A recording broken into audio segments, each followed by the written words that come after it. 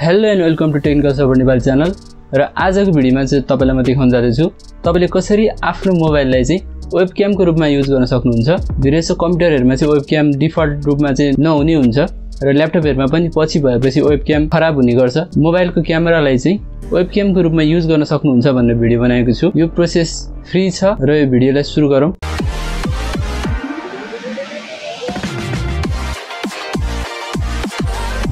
आफ्नो मोबाइललाई कम्प्युटरको वेबक्यामको रूपमा प्रयोग गर्नका लागि हामी 3 स्टेप फलो गर्नेछौं। पहिलो स्टेपमा हामी चाहिँ कम्प्युटरमा एउटा क्लाइन्ट एप राख्नेछौं। दोस्रो स्टेपमा हामी मोबाइलमा पनि एपलाई डाउनलोड गर्नेछौं र थर्ड स्टेपमा चाहिँ त्यो एपलाई चाहिँ कनेक्ट गर्नेछौं। म पहिला कम्प्युटरमा डाउनलोड गर्न जाँदैछु।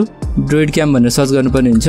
DroidCam भनेर सर्च गरेपछि डेप्स 47 एप्स यो वेबसाइटमा चाहिँ तपाईले पाउन सक्नुहुन्छ यो एप्लिकेसनलाई चाहिँ। यसमा एन्ड्रोइडको लिंक पनि छ, iOS को लिंक पनि छ, विन्डोज लाइनक्स को लिंक पनि छ। म चाहिँ विन्डोजमा युज गर्न जाँदैछु त्यसैले विन्डोजमा डाउनलोड क्लिक गर्छु। त्यसपछि DroidCam क्लाइन्ट फर विन्डोज चाहिँ डाउनलोड गर्नेछु। त्यसमा क्लिक गरेपछि डाउनलोड स्टार्ट हुन्छ।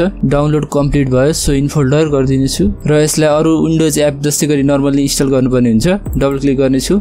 नेक्स्ट आई एग्री नेक्स्ट र दुईटै टिक गरेर चाहिँ इन्स्टल गर्दिनेछु र फिनिश गर्दिनेछु र मैले अरु सबलाई क्लोज गर्न सक्छु। अब चाहिँ विन्डोजको लागि चाहिँ DroidCam एप चाहिँ हामीले इन्स्टल गरिसक्यौं। अब सेकेन्ड स्टेप चाहिँ तपाईले एन्ड्रोइडमा युज गर्न चाहनुहुँदैछ भने एन्ड्रोइडमा क्लाइन्ट एपलाई चाहिँ DroidCam एपलाई चाहिँ इन्स्टल गर्नु पर्यो। iOS मा चाहनुहुँदैछ भने iOS स्टोरबाट पनि डाउनलोड गर्न सक्नुहुन्छ। त्यसैले म मोबाइलमा जानेछु र DroidCam एपलाई चाहिँ इन्स्टल गर्दिनेछु। म प्ले स्टोरमा आइसकेको छु र सर्च गर्नेछु DroidCam भनेर। DroidCam सबभन्दा फर्स्टमा आउनेछ।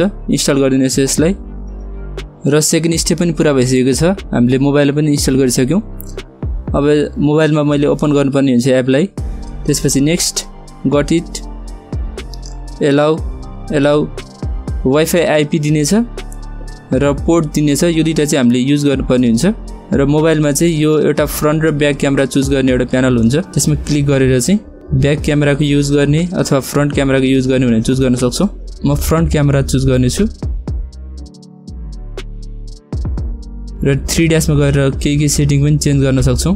यदि मोबाइलमा सेटअप गरिसकेपछि अब DroidCam एपलाई ओपन गर्नुपर्ने हुन्छ र हामीले वायरलेसली कनेक्ट गर्न गइरहेको हुँदा चाहिँ यो वायरलेसलीमा क्लिक गरिराखेको हुन्छ सुरुमै त्यसमै हुन्छ। यदि हामीले USB कनेक्ट गरेर गर्यो भने चाहिँ यो सेकेन्ड अप्सनमा गर्न सक्छौं।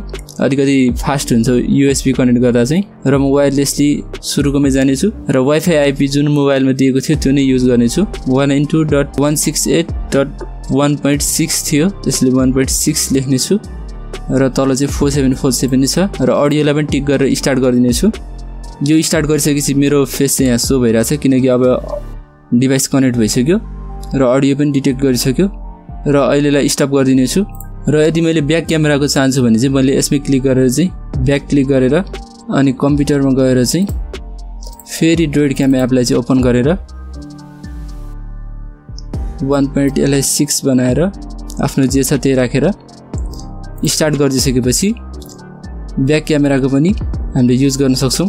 DroidCam एपको बिना चाहिँ मैले क्यामेरा ओपन गरे भने क्यामेरा मेरो के पनि शो गर्दैन किनकि यो क्यामेरा बिग्रिएको छ, वेबक्याम बिग्रिएको छ। यसमा के पनि शो भएको छैन र मैले DroidCam कनेक्ट गरिसकेपछि चाहिँ मैले क्यामेरा एपमा पनि त्यो युज गर्न सक्छु।